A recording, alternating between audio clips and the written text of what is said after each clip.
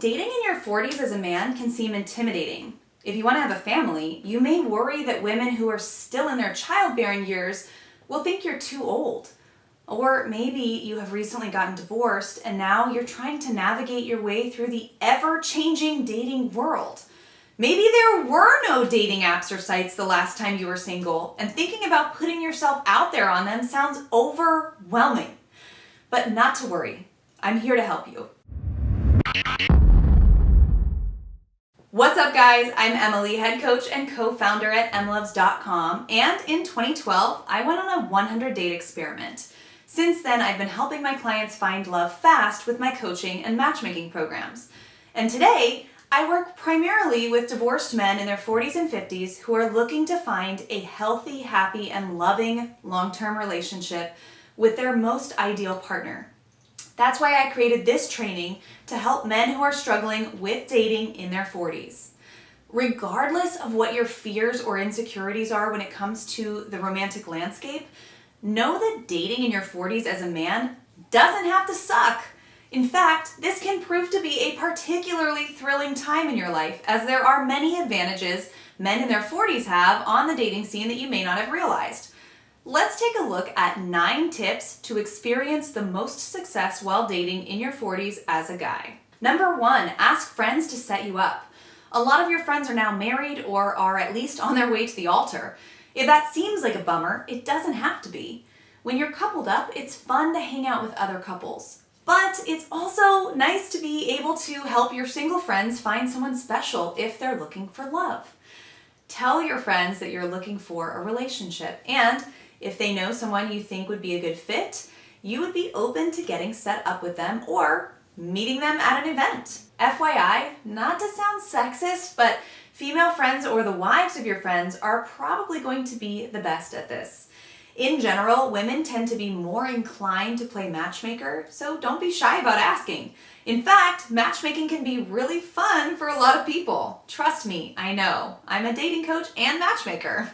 Before getting set up, let your friend know about the type of qualities you're looking for in a woman and that you want to find in someone who's going to be a long-term partner.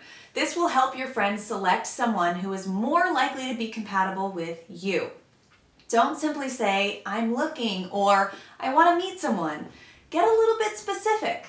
You don't want to be overly picky, but you also want to avoid going out with someone who is going to be on a completely different page than you when it comes to things like morals, values, and what you consider to be deal breakers. Tip number 2, use online dating to your advantage. Along with meeting through mutual friends, use a variety of other means to meet women in order to optimize your success. One great way to meet women is through online dating sites and apps. There are several free apps available as well as paid sites to choose from. The top performers across the board for my clients are Hinge and Bumble, but I recommend diversifying your outreach with 5. If you live in a major city, I'd recommend adding Coffee Meets Bagel, Facebook Dating, and Tinder to the list. You want to avoid relying solely on one app because then you run the risk of dealing with app-specific glitches or even being shadowbanned, which is when your account looks live, but it's actually being blocked from view of other potential matches.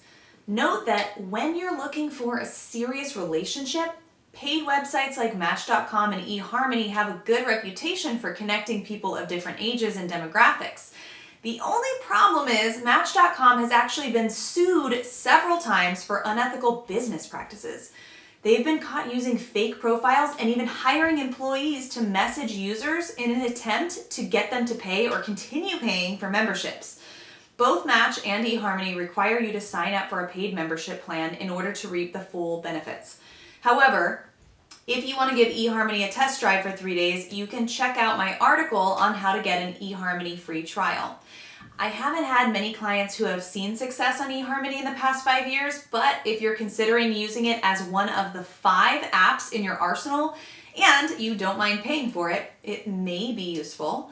As far as dating apps go, Bumble, Hinge, and Coffee Meets Bagel are free options out there that tend to be geared more toward those looking for long-term relationships.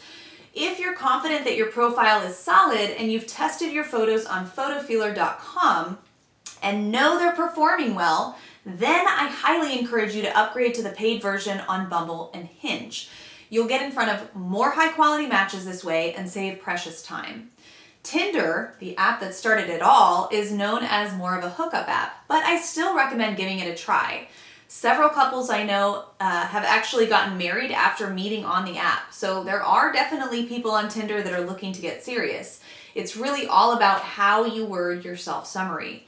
However, you want to make sure that you have a profile that is on point when it comes to Tinder, and really any dating app or website, along with a great opener after you match with someone. Tip number 3, give yourself an age range of 10 years when looking for singles. When it comes to age differences in a relationship, go by a difference of 10 years. So if you're 40, any woman 30 or older or 50 or younger can be a good choice age-wise. You can also do the half your age plus 7 rule, i.e. the youngest acceptable age for you to date if you're 40 would be a woman who is 27. These rules don't have to be set in stone, but it is important to note that when you're in your 40s, it's probably a bad idea to date a woman below the age of 25. Women in their early 20s are more likely to still be in a party mindset or have a desire to sow their oats before settling down. A woman in her mid to late 20s, 30s, and 40s is more likely to be interested in a mature relationship. Tip number 4, use recent pictures for your online dating profiles. Don't let the fact that you're in your 40s intimidate you into using dated photos on your online dating apps and websites. Yes, it may be tempting to put a photo of you back in your glory days as a bright-eyed 20-something or just got my shit together and loving life 30-something, but remember that you're planning on meeting these women in real life. Worst case, if you choose online dating photos when you had a full head of hair and you're now balding, the date isn't going to go so well. Even if a woman is attracted to you upon meeting, she's going to find the fact that you used old photos really sketchy. No one likes these types of surprises when it comes to dating, hence the show Catfish. Remember that a lot of women won't just be unfazed by your age, they'll be excited about it. This brings me to my next tip. Tip number 5, embrace your age. Some men I talk to who are in their 40s worry that their age is going to be a deterrent in the dating world. But a lot of women actually gravitate toward men in their 40s, particularly when they want a serious relationship. Dating in your 40s as a man usually means that you are more established, cultured, and well-rounded than men in their 20s and even early 30s. And as a man, you don't have any type of biology working against you when it comes to starting a family.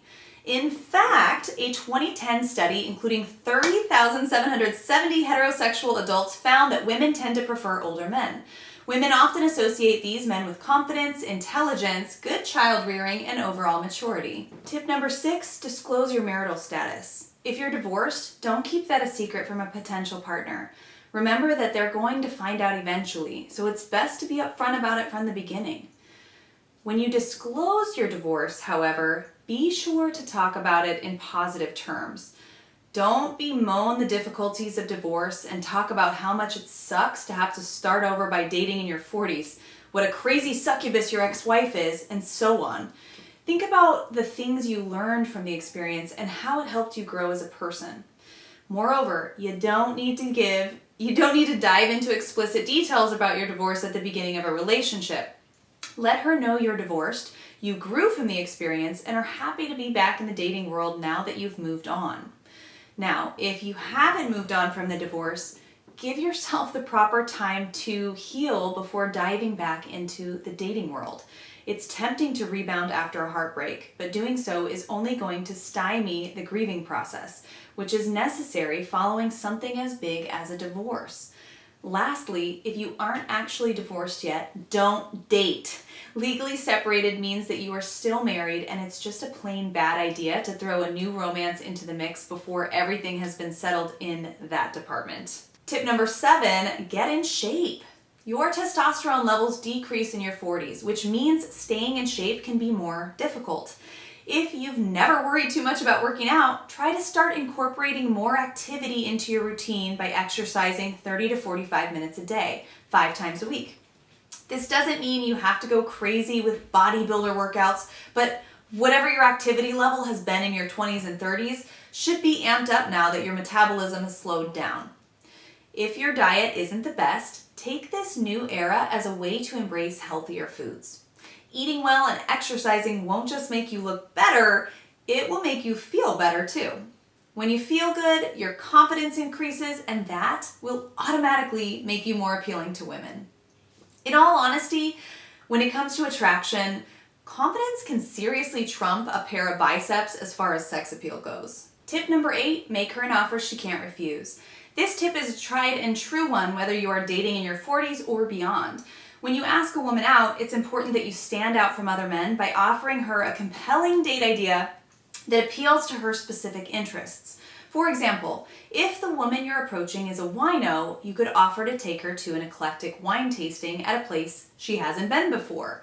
It's also important that you have the date properly planned so you can give her all the details she needs, like the exact time of day, the day of the week, and location of this kick-ass date that you've planned. The time, date, and location comprise a date's call to action, or what we here at Emlovz refer to as a TDL.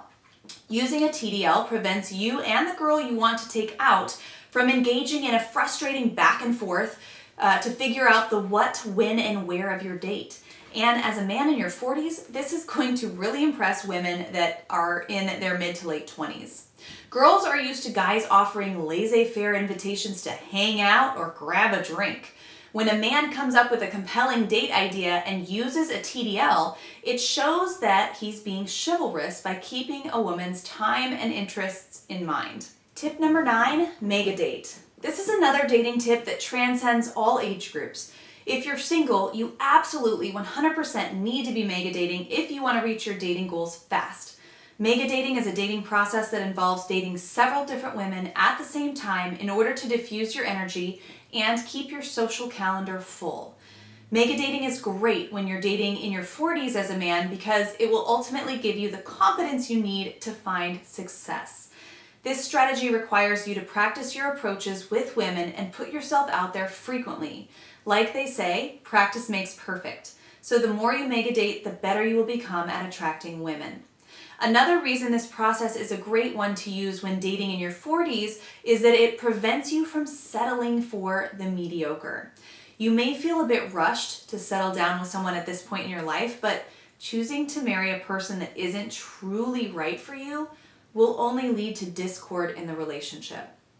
When you mega date, you are constantly hanging out with interesting women, which will keep you from getting tempted into locking down a relationship immediately and rushing into something that just isn't good for you. I used mega dating as my main strategy during my 100 date experiment, and it helped me find a compatible partner, and I know that it can do the same for you. Want to see if you're ready for mega dating? If you're a divorced single man in your 40s with kids, you probably don't have a lot of time to throw spaghetti at the wall in your romantic life. This is where I can help. In my coaching program, I work with men who are in your exact position to fill up their dating funnel with lots of high quality dates without spending hours and hours on dating apps, getting ghosted, and having conversations fizzle out. My approach to dating won't have you going to bars to sift through the scads of alcoholics and train wrecks to find a potential partner who will actually be a good influence on your kids. You also won't be expected to walk up to strangers on the street with soul-sucking cold approaches that creep everyone out. My philosophy of mega dating will also protect you from making the same choices that led to the breakdown of the last relationship. It'll save you lots of time and lots of money, and you won't wind up jumping into another toxic relationship. To learn if coaching is right for you, you can book a new client session with myself or a member of my team at emlovz.com/book. During this intro session, we'll discuss your dating history, talk through your current goals, and see if there is a fit to work together. Thanks so much for watching, guys. That wraps up this video. If this video was helpful, make sure to like it, subscribe to the channel, leave us a comment in the comments below, and follow us on social media. Thanks so much for watching, guys, and I'll catch you next time.